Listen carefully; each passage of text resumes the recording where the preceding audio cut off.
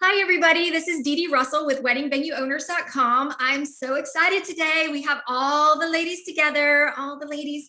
We get together and we talk about all the things you may have missed in the wedding venue owners and managers group in case you missed it, because there's so much stuff that happens there. I mean, every day when you think you can go and sip some coffee and just check the wedding venue owners group and it's all going to be chill, it's not chill. There's a lot of stuff happening, and that's why we're so thankful we have each other. So today we have Kaitlyn and Karen over there, in color coordinated for Ma Maison, and we do weddings. And we have Conor here with us today, as always. And Conor, I'm assuming you're in Austin, right?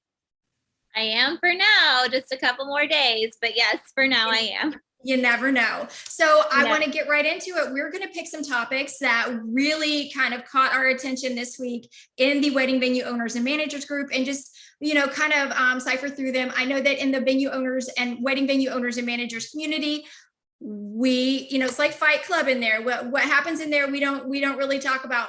We do talk about it. We're just not going to tell names. Okay. So it's still confidential. You don't have to worry about what you share in there. But I think it's very important to have a big conversation and to share this information. The more information we can share, the more connected we feel and the more capable we are to handle these issues when they come up. So everybody introduce yourself. We'll start with Karen and Kaitlyn. Could you all introduce yourselves, please? Hi, my name is Kaitlyn Miller. I used to be a Moise, but Miller is now my married name. This is actually my mom. And I work exclusively with, we do weddings and Ma Maison, helping them out because it's a family business. Right. And my name is Karen Moise. I am the mother of Ma Maison. Everyone says Ma Maison. I'm the Ma of Ma Maison, and I'd have to probably agree with them. I've got 40 years background experience in wedding coordination, and we decided to build a wedding venue about 10 years ago, and we have that also as a family business.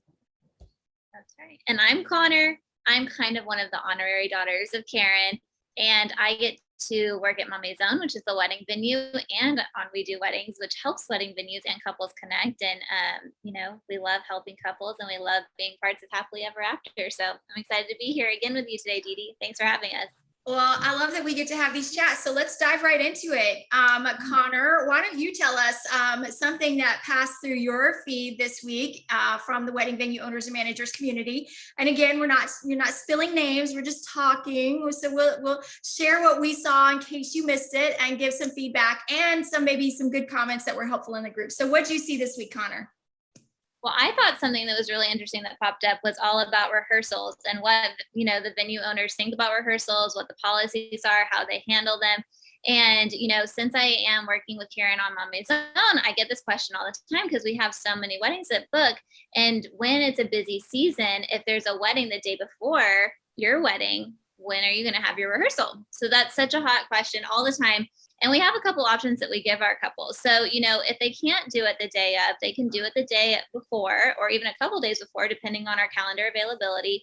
We really like to push those morning rehearsals anyways, because it's such a beautiful time on the property. It gives you more of a chance to be around family, do a brunch or a full day activity afterwards.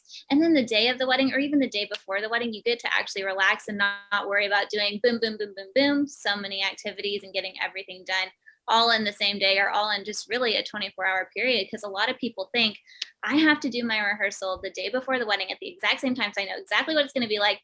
Well, that's a good idea in theory, but that's not how it needs to be, because first of all, your wedding's going to be completely different the day of, because you're doing it in real time, and it's going to be, no matter how much you practice, it's not going to be exactly the same. So I always tell people to remember that.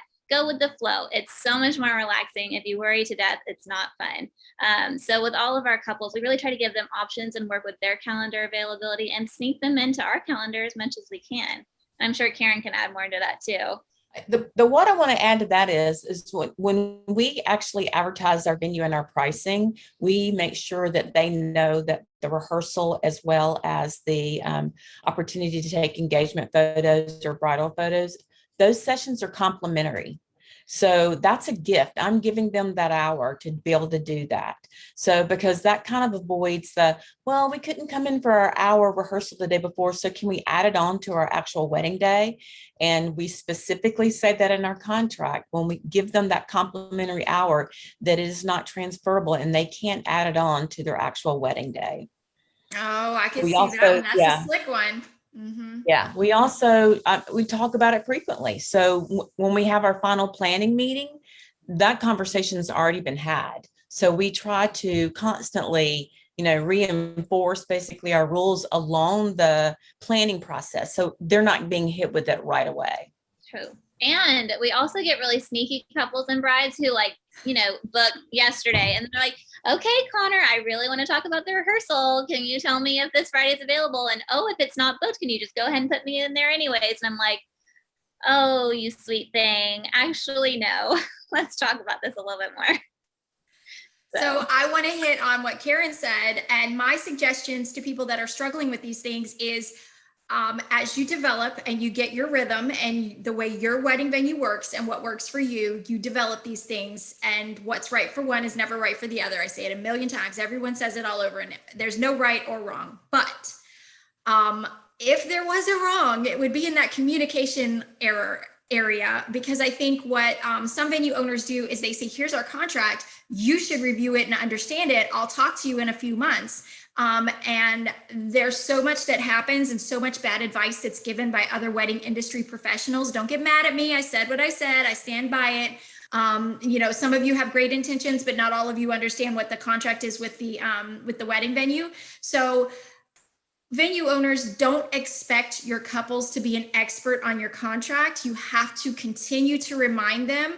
I like the idea of having 12 months of emails or 6 months of emails that go out prior to the wedding date, and that you just have drafted up templates that you just change names and dates, and then you send those out. If you have caterees, if you have a CRM, usually you can leave those templates all set up in your CRM. I like the idea of, sending out 6 months before they get the first one. Hey, reminder, second deposit is due in 2 months. Reminder, this is the time most of our couples usually have all of these vendors secured. Reminder that these ones have to come from our vendor list. Reminder, we have our wedding open house in 3 months. That's a great time to have a rehearsal or to have a walkthrough. Reminder, just those little reminders every 6 months, but also flowered up, makeup, all over those to look like they're fun planning guides. And that's a lot more lovely to get. For those of you who've had a million babies like me. Anyway, the reason why that's relative here is because every month I would get from the baby magazine something to expect, and this is where you should be at. And it made me happy. It cheered me up. It reminded me when I was having a bad Monday or tired or felt, financial stress or whatever.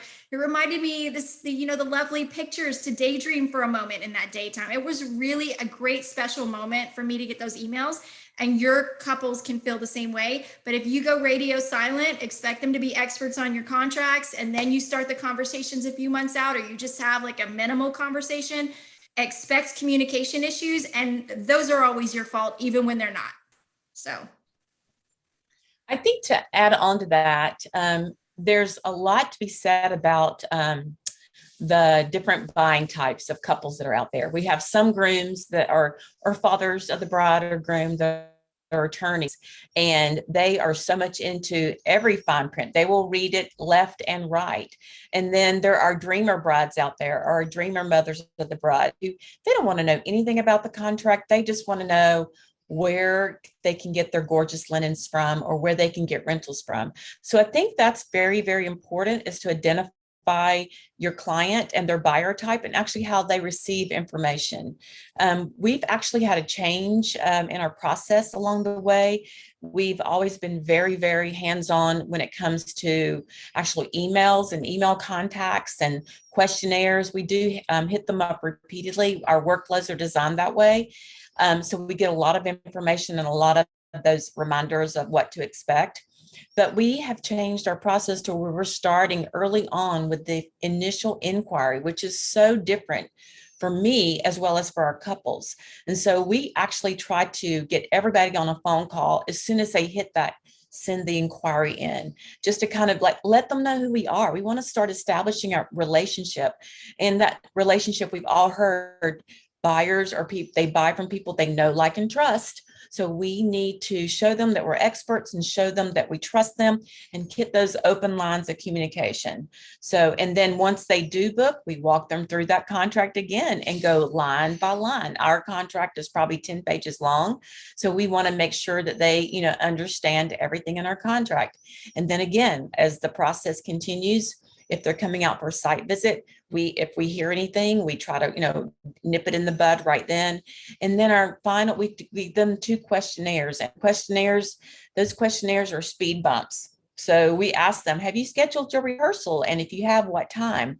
Because it's so funny that people just assume they're going to have the rehearsal the day before at 6 o'clock in the evening. And we may be like in the throes of having, a wedding. So again, that questionnaire kind of like, it protects us, but it also gives us advance warning if we think we need to, we might have a red flag or a white flag coming up. We're going to need to have more conversations about it. I love that. That's a good one. That's really important. The more information you can pull out, the better chance you have to identify those red flags, for sure.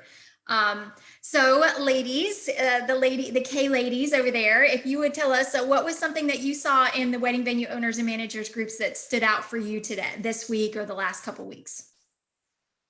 I think it was the question about couples who want to continually tour your venue over and over and over again. That had some good feedback on there, but I know Karen has a lot of feedback on that one because she's experienced it multiple times. Yeah, I have a strong opinion about that. And I can honestly say, when I do read some of those comments, I'm going to go, okay, folks, here's 2 issues. This first couple is either a buying couple, or the second issue is this is one that's already booked your venue. And if we have to walk the walk with them, so we don't want a bad review. So we put in our contract again that if they're a booked couple, they can come out for an actual site visit 2 times during their planning process. And that's not for the final planning meeting. That's for when they can come in and sit down with us and actually have one-on-one conversations. We have actually opened up Saturday mornings at 9 a.m., whether we have a wedding there or not, for open tours. And so we allow, our doors are wide open for them to come in. So if they need to come bring their girlfriends or their bridesmaids or their mom or their best friend 10 times before they book, you know what? We want them to do that, but we want them to come at that free opportunity to where we actually have it staffed. And we're expecting people to be in the venue. So don't ever turn anybody away. There's again, those buyer types, there's people who are more fearful about when to pull the trigger, and they need their entire posse to let them know that they've chosen and made a really good decision. So, keep them happy, but at the same time, you can control, their access. Okay, so I do like that. And this is another one that comes up that I think communication can help resolve. As we go along, we're going to really become communication experts and listening to people's language, their buyer language, how they hear information, also their communication style.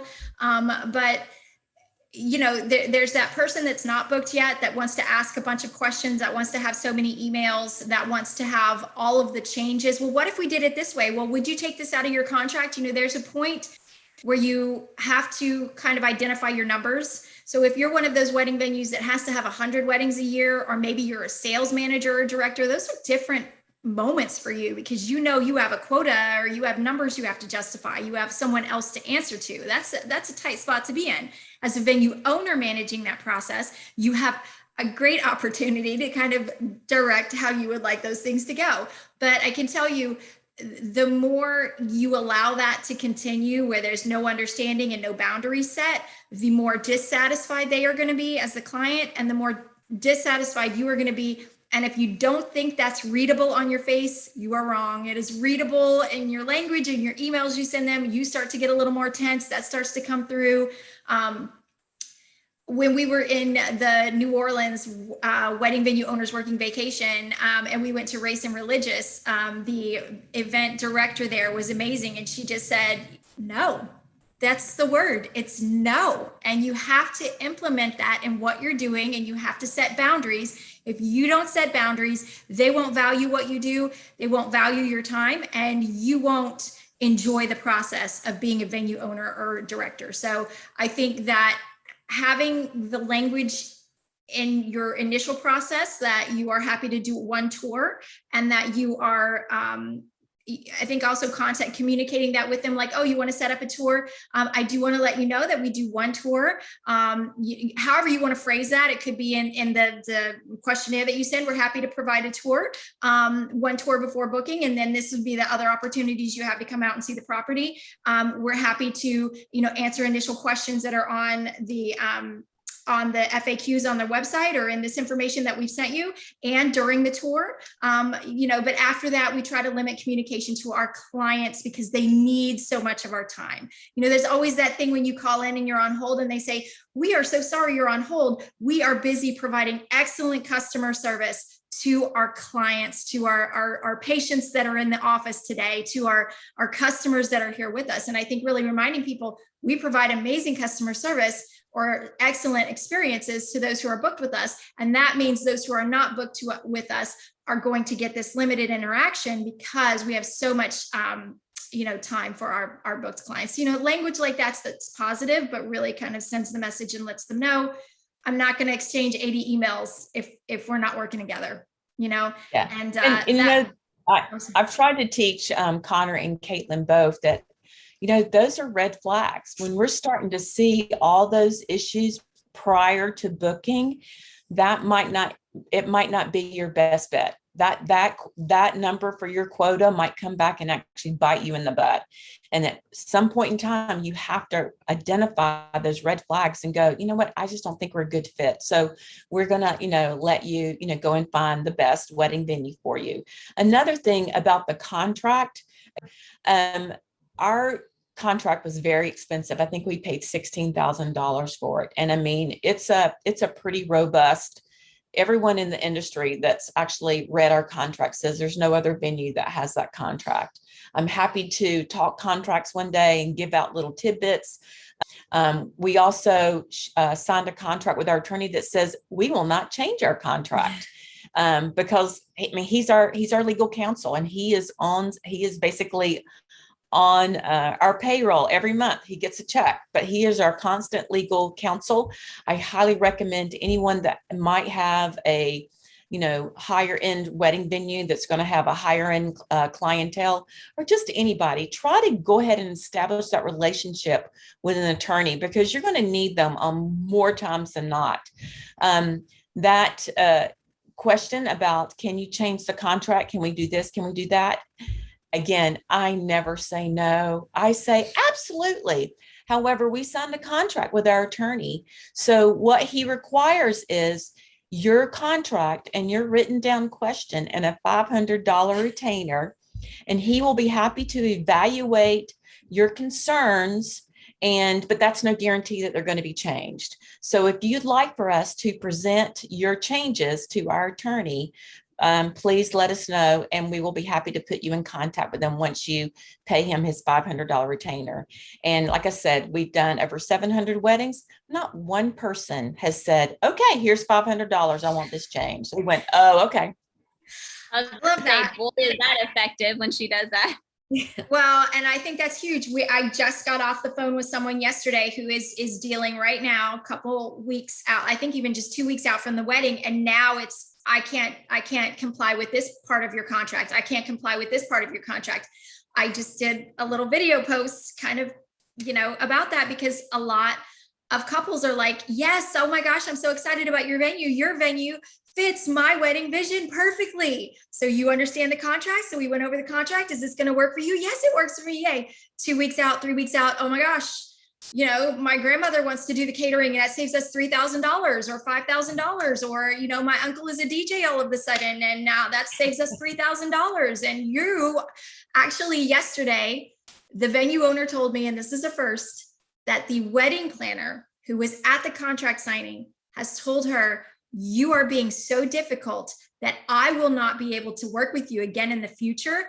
And many of my vendors will not either. And that's a threat that if you don't change your contract, if you don't succumb to my poor planning issues, then you're going to have bad reviews, or we're going to talk about you and we're going to get together. And this is a very manipulative threat.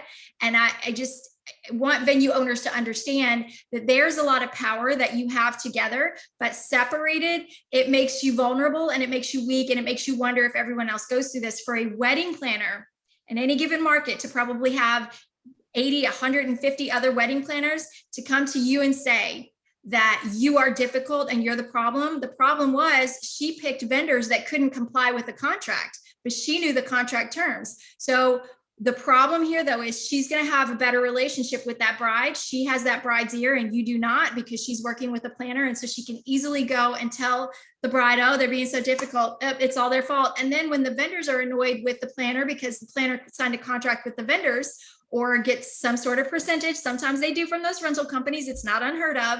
And they said, yes, yes, yes, this will work. And now the vendors are like, well, you told us we could come on Thursday. Venue hours are 12 to 12 on Saturday. What's going on here? Well, I'll just make a threat to the venue and see if that works. And I mean,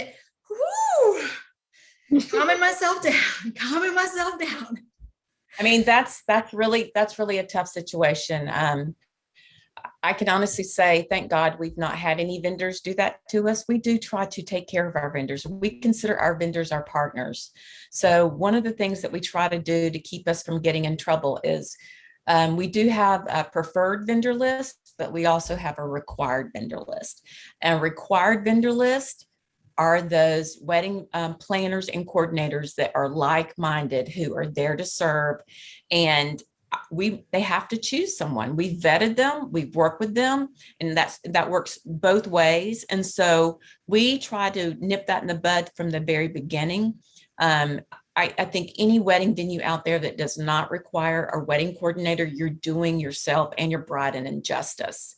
I mean, the last thing I want my bride is with a clipboard queuing everybody up as she's about to walk down the aisle. I don't want her doing that.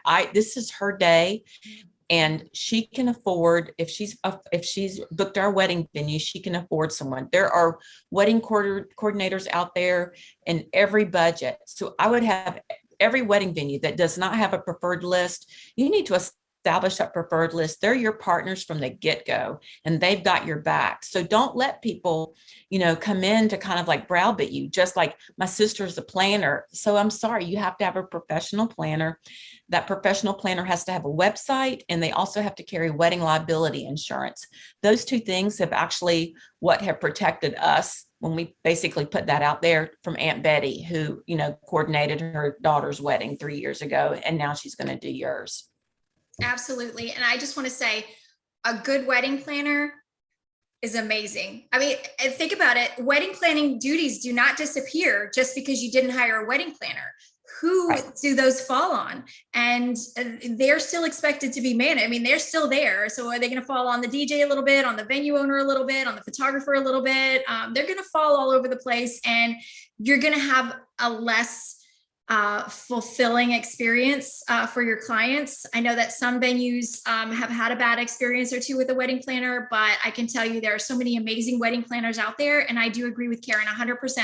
I think that the wave of the future is finding those incredible wedding planners that understand your venue and work very well with you. Not everyone's a great fit, vetted and screened and built. And those are your partners to help you develop and get towards a incredible experience for your guests. I do believe that when there is a really qualified, good wedding planner, either on the venue team or in the venue referral resources, I believe that there are less bad reviews and less bad experiences. So. Absolutely. And that kind of works, that street works two ways also for the wedding venue owner. We do have a very detailed list of every price point and every planning level and every design level as well. I mean, there's some who want full design. There's some that want no design. If we have complaints more than 3, we actually go back to that wedding coordinator and planner and let them know that we're going to have to take them off of our list. They are welcome still to do weddings there because they are vetted, but we can't promote them any longer because our brides have said, you vouched for this wedding coordinator and she's come in and she's absolutely horrible and she doesn't answer any of my emails. We give that feedback to them as well. It's not fair for them not to have that feedback, but they're our partner. So if they're our partner and they're complaining against who we've recommended, then we have to take them off because that's our liability at that point in time. What's the conversation go? Like, I think wedding venues out there probably right now listening to this would want to know, oh, I'm afraid to do that. I'm afraid to have a direct conversation with a DJ that is now getting removed from my venue. Or, what's unfortunate, and Karen and you and I all day long with the big wedding websites, creating this fear to enforce your contracts. If you can't enforce your contracts because you're afraid of bad reviews, that's a huge issue. We need to change the system up there, but that's yet another big, long video that we've had a million of. So what is your conversation to try and eliminate conflict or reduce conflict?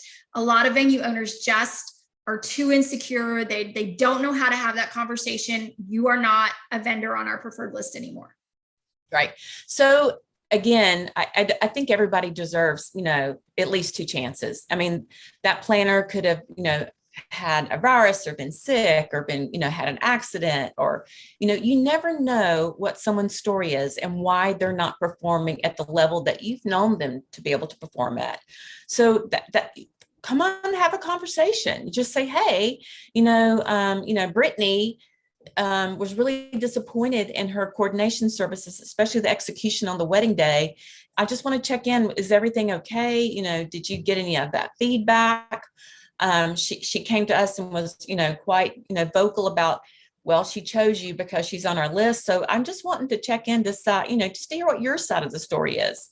And then, like I said, if it happens again, and then, okay, so it just happened again. So can you give me a little bit? And then third time, I'm so sorry, Cindy, but we're going to have to remove you from our preferred vendor list. I know this hurts us, but it's our reputation because we're vouching for you. So try to keep the emotions out, keep the facts in, and not make it about you. Make it about the couple.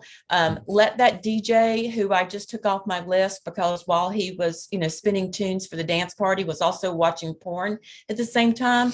I dare you to give me a bad review, because as soon as you give me a bad review, my staff's going to give you a bad review too, to say, he spins great tunes, but something about watching porn and little children walking by, that's just not something that we can, accept. But it wasn't in the contract. Show me where that's in the contract, okay? Right. Show me where that is. Right. Oh my goodness. Okay, Karen, let's move on from this topic. Yeah. Okay, so and this one comes up all the time, but this one struck me, and this was our recent post about alcohol at the wedding venue. And one venue owner said, I had seen a lot of posts about alcohol and issues with alcohol, and I've never had it happen to me until this weekend. And I love posts like that, because a lot of times we'll talk about insurance, or we'll talk about policies that really work well. And people will go, well, they're all adults. Nothing's happened to me. I haven't had it happen to me.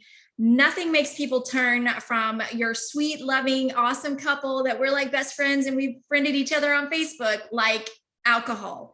And, drunken father-in-law and drunken in-laws and mothers of the bride. And, even as a former catering and events director, when we're setting up our bar before the ceremony even starts, many, many times that the groom's party or someone will start coming up with that, don't you know who I am? And the groom said it was okay. Well, really, because he's signed a contract that no alcohol, no liquor before the end of the ceremony, before the reception starts. So alcohol is a huge problem. We've had venue owners smashed over the head with beer bottles. We have had outright brawls. We are a big one. So the question specifically in the group in the last couple of days was, how do you handle liquor? What's a policy that works for you regarding liquor? And how do you reduce issues that can come from alcohol problems at the wedding? Again, it's in your contract. We do not provide alcohol, so our couples get to provide their own alcohol. Our caterers are the bartenders that are certified to be able to serve that. We have contracts with our caterers that know that we do not allow neats or shots. And we also give them permission to cut people off. We do recognize that those issues can be somewhat, tenuous at times. So we try to, there's safety in numbers. So if it's a family member, we try to avoid the couple. We don't want them to have to be, in there, but the wedding coordinator, as well as a parent, goes with you to confront that family member or guest. You actually have a conversation with them ahead of time in a private location to go, we're really worried about your best man. He's been overserved. We're going to have to cut him off from the bar. Do you think that's going to be a problem? Can you go with us to make that happen? So get those more mature people in. If it's the bride or the groom, well, we also have a solution for that too. We require a constable to be present for all of our weddings, whether they have alcohol or not. At first, we decided if they don't have alcohol, we don't need a constable, but then we had a problem. So we always need a constable. They pay the constable. It's $250 for the constable to be present. And then I just text them, hey, can you just kind of like casually walk up to our bar and just kind of check in with our bartenders. And it's amazing when this uniformed officer walks in, with his gun on his hip and they've never actually, we have had one arrest, and that, that story, but they are typically off duty and they don't want to arrest you, because if they're going to have to go do a bunch of paperwork and they're going to have to, lose their $250 in pay. So they're very, very kind. They go, I hear them all the time. They come up, hey, Mike, I think you've had a little too much to drink tonight. Can we, help you, prevent that bad headache you're going to have tomorrow? Can we switch you over to, just some Coke or, a Sprite or water, and better yet, how are you getting home? And so it's just funny that just kind of nips it in the bud. Last weekend, we also got the wool pulled over on our eyes. It was a Latino wedding and they had a tequila luge. And because we don't allow neats and shots, they promised me, and they signed in a contract, that they were going to, basically all the drinks would be mixed. So they could turn your tequila luge into a margarita, whatever. And they went through 70 bottles of Patron tequila in about 2 hours. And I went over and they were doing neats and shots. And I just re-emphasized that the tequila luge would have to be shut down if they continued. And again, the bartenders are with the caterers, and the caterers are their bosses. So the caterers want to stay in good standing with us. So they want their employees to stay in good standing. So again, get those great caterers, planners, those, required that you have to build relationships with them, so they actually protect you as well as, their couples. Yeah, and a lot of venues will implement the no liquor before the I do's. A lot will say no shots. I think a lot of venue owners post in the group, I'm afraid if I say no shots allowed at my venue, I won't book weddings. You really need to evaluate how much you want those weddings and how much it's going to impact you when you have something negative. Connor, do you have any tips, anything you can share with us on, kind of relaying that information? Well, relaying it is key, because we get questions about alcohol all the time, probably daily. We get questions about alcohol. We even had a couple this last weekend who were on the fence about booking all because of alcohol and our rules and everything like that. So I think that transparency is key. And I also think friendliness is key too. Like, we all like to have a good time. We like to party. We understand, but let's do it responsibly so everyone is safe and happy and healthy. And I think that's just the easiest way to go about it. Well, that was perfect timing, Connor. All right, ladies, we have just seconds here. Everybody say goodbye. Remember to look up We Do Weddings and the Ma Maison, and we will see you back in a couple of weeks for our next edition of In Case You Missed It. Bye, everybody. Bye. Y'all have a great time.